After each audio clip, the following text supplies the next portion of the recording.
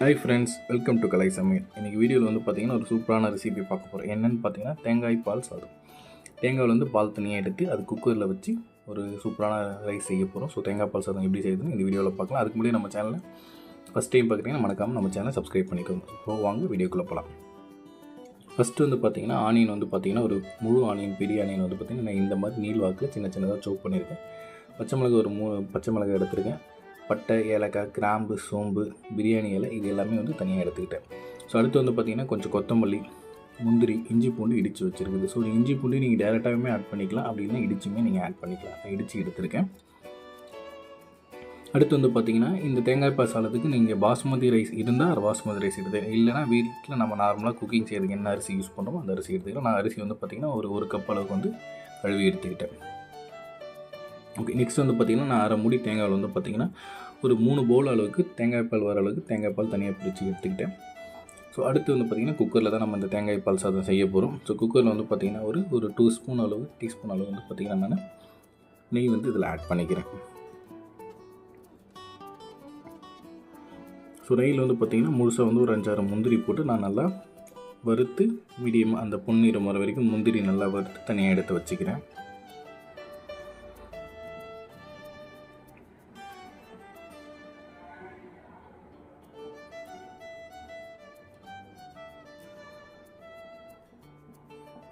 முந்திரியை நான் வறுத்து எடுத்து இப்போ தனியாக வச்சுக்கிட்டேன். ஸோ நெக்ஸ்ட் வந்து பார்த்திங்கன்னா நம்ம குக்கரில் ஆல்ரெடி வச்சுருக்கேன் அந்த நெய்லேயே வந்து பார்த்திங்கன்னா நெக்ஸ்ட் வந்து பார்த்திங்கன்னா நம்ம தேவையானது எல்லாமே ஆட் பண்ணிக்கலாம். ஃபஸ்ட்டு வந்து என்ன இதில் ஆட் பண்ண போகிறோம் அப்படின்னு பார்த்திங்கன்னா பிரியாணி இலை இருக்குல்லையே, ஸோ அந்த இலை, பட்டை, லவங்கம், கிராம்பு இது எல்லாமே இதில் ஆட் பண்ணிக்கலாம். கொஞ்சம் கூடவே வந்து பார்த்திங்கன்னா ஏலக்காய் ஒரு 3 வாசனைக்காக நான் இதில் ஆட் பண்ணியிருக்கேன்.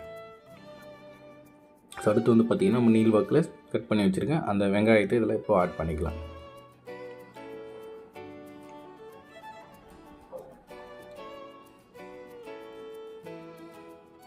ஸோ இந்த நெய் கூட உங்களுக்கு என்ன வேணும் அப்படின்னா வந்து எண்ணெய் நீங்கள் ஆட் பண்ணிக்கலாம். ஏன்னா நம்ம தேங்காய் பால் சாதம் செய்யும் போது வந்து பார்த்திங்கன்னா தேங்காயில் ஆல்ரெடி வந்து பார்த்திங்கன்னா அந்த எண்ணெய் கண்டென்ட் இருக்கும். ஸோ அதுக்காக எண்ணெய் தனியாக ஆட் பண்ணாமல் நம்ம நெய் மட்டும் ஆட் பண்ணிடுவோம். உங்கள் விருப்பத்துக்கு வேணும்னா நீங்கள் இதில் தாராளமாக எண்ணெய் ஆட் பண்ணிக்கலாம். ஓகே, இப்போ ஆனியன் வந்து நம்ம நெய்யில் வந்து பார்த்திங்கன்னா நம்ம ஆட் பண்ணியிருக்கேன் அந்த பட்டை, முந்திரி, ஏலக்காய் கூட வந்து பார்த்திங்கன்னா நல்லா வதக்கி எடுத்துக்கிறோம். ஸோ அடுத்து வந்து பார்த்திங்கன்னா பச்சை மிளகாய் நான் நீள் வாக்கில் இந்த மாதிரி வெட்டி வச்சுருக்கேன். ஸோ அந்த பச்சை மிளகாவும் இப்போ ஆனியன் கூட நம்ம இப்போ ஆட் பண்ணிட்டோம். ஸோ ஆனியன் வந்து அந்த ப்ரௌனிஷ் கலர் அதாவது புன்னிறமாக வர வரைக்கும் நல்லா வதக்கி விட்டுக்கோங்க. பச்சை மிளகாய் கூட சேர்த்து நல்லா வதக்கி எடுத்துக்கோங்க. ஸோ அடுத்து வந்து பார்த்திங்கன்னா இஞ்சி பூண்டு நான் இடித்து வச்சுருக்கேன். நம்மளாம் இடித்து வச்ச இஞ்சி பூண்டு பேஸ்ட் தான். ஸோ இதை நம்ம இதில் இப்போ ஆட் பண்ணி வதக்கி எடுத்துக்கலாம்.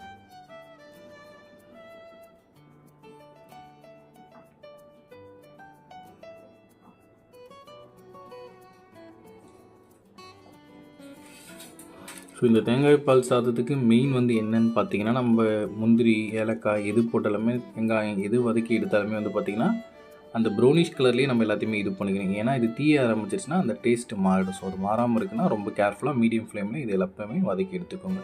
ஸோ நான் வந்து கொஞ்சம் சால்ட் இதில் ஆட் பண்ணியிருக்கேன் டேஸ்ட்டுக்காக. நம்ம ஃபஸ்ட்டு வந்து கொஞ்சம் சால்ட் இதில் ஆட் பண்ணிக்கலாம். அவ்வளோதான். ஸோ ஒரு 5 நிமிஷம் நல்லா வதக்கி எடுத்ததுக்கப்புறம் வந்து பார்த்திங்கன்னா நம்ம ஆல்ரெடி ஊற வச்சு ஒரு 1/2 ஹவருக்கு மேலே அரிசி கழுவி எடுத்து தனியாக வச்சுருந்தோம். அதை நாங்கள் காமிச்சவங்களுக்கு. ஸோ அந்த ரைஸ் வந்து இப்போ நம்ம இதில் ஆட் பண்ணிக்கலாம். ஸோ ரைஸ் ஆட் பண்ணிட்டு நல்லா ஒரு கிளறி விட்டுக்கோங்க. ஒரு நிமிஷம் அளவுக்கு நல்லா அந்த ஆனியன் கூட மிக்ஸ்அப் ஆகிற அளவுக்கு கிளறி விட்டுக்கோங்க.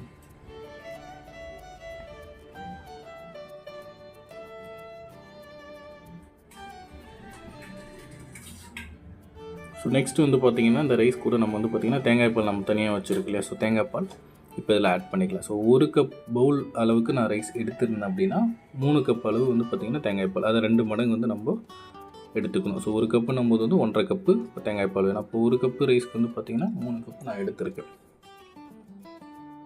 தேங்காய் பால் இதில் ஆட் பண்ணிட்டு இப்போ குக்கர் மூடி போட்டு நான் விசில் வச்சுட்டேன். ஒரு 5 விசில் வர அளவுக்கு நல்லா வச்சுட்டேன். ஸோ விசில் வந்ததுக்கப்புறம் இப்போ நம்ம குக்கர் ஓப்பன் பண்ணி பார்க்கலாம்.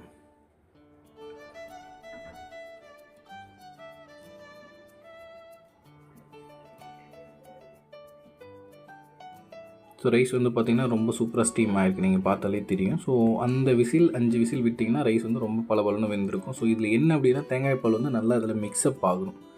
ஸோ ரைஸ் வந்து ரொம்ப ட்ரை ஆகிட்டாலுமே தேங்காய் பாலோட டேஸ்ட்டு மாறிடும். ஸோ அந்த கரெக்டான ஹீட்டில் கரெக்டான குக்கிங் டைமில் வச்சிங்கன்னா டேஸ்ட் வந்து மாறவே மாறாது. அப்சல்யூட்லி ஒரு பர்ஃபெக்டான டேஸ்ட்டில் வந்து உங்களுக்கு இந்த தேங்காய் பால் சாதம் வந்து கண்டிப்பாக கிடைக்கும். ஸோ நெக்ஸ்ட் வந்து பார்த்திங்கன்னா நான் கொத்தமல்லி தழை, வறுத்து வச்சுருக்க இந்த முந்திரி இது எல்லாமே ஆட் பண்ணிட்டு ஒரு சின்ன மிக்ஸ்அப் கொடுத்துக்கலாம்.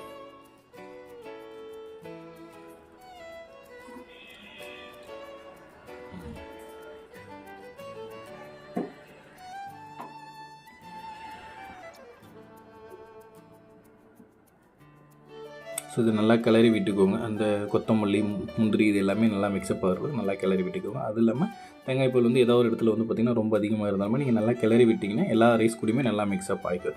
ஸோ இதுதான் இந்த தேங்காய் பால் சாதத்துக்கான சூப்பரான ப்ரிப்ரேஷன் மெத்தட். நீங்கள் கண்டிப்பாக இதை வந்து ட்ரை பண்ணி பாருங்கள். லஞ்சுக்கு, குழந்தைங்களுக்காகவோ, ஸ்கூல் டைமுக்கு, ஸோ நைட் டின்னர் டைமில் நீங்கள் தாராளமாக இது ஈஸியாக செய்யலாம். ரொம்ப பெரிய ப்ராசஸ்லாம் நம்ம வீட்டில் இருக்கிற இன்க்ரீடியன்ஸ் வச்சு சீக்கிரமாக செஞ்சிடலாம். ஸோ நான் வந்து என்ன பண்ணியிருக்கேன் பார்த்தீங்கன்னா, அந்த தேங்காய் பால் சாதம் செஞ்சு முடிச்சதுக்கப்புறம் நம்ம தேங்காய் பால் எடுத்ததுக்கப்புறம் தேங்காய் தனியாக நம்மகிட்ட இருந்துச்சு.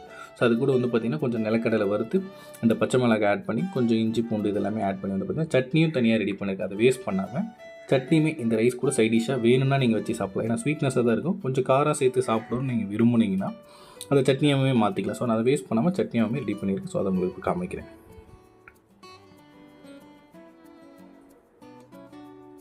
ஸோ அந்த தேங்காய் மீதி இருந்ததில் வந்து பார்த்திங்கன்னா நான் கூட கொஞ்சம் சொன்ன மாதிரி நிலக்கடலை எல்லாமே ஆட் பண்ணி சட்னியாக ஆட் பண்ணியிருக்கேன். ஸோ இப்போ இந்த தேங்காய் பால் சாதத்துக்கு கூட இந்த சட்னியை நான் வச்சுக்கிட்டேன். ஸோ உங்களுக்கு பிடிச்சா இந்த மாதிரி நீங்கள் செஞ்சுக்கலாம். ஸோ அதை வேஸ்ட் பண்ணாமல் ஸோ ஒரு சூப்பரான ரெசிபி ரெடி. ஸோ சூப்பரான தேங்காய் பால் சாதம் ரெடி. கண்டிப்பாக இந்த வீடியோ உங்களுக்கு பிடிச்சிருக்குன்னு நினைக்கிறேன். பிடிச்சிருந்தா ஒரு லைக் பண்ணுங்கள், ஷேர் பண்ணுங்கள், மறக்காமல் நம்ம சேனலை சப்ஸ்கிரைப் பண்ணுங்கள். தேங்க்யூ.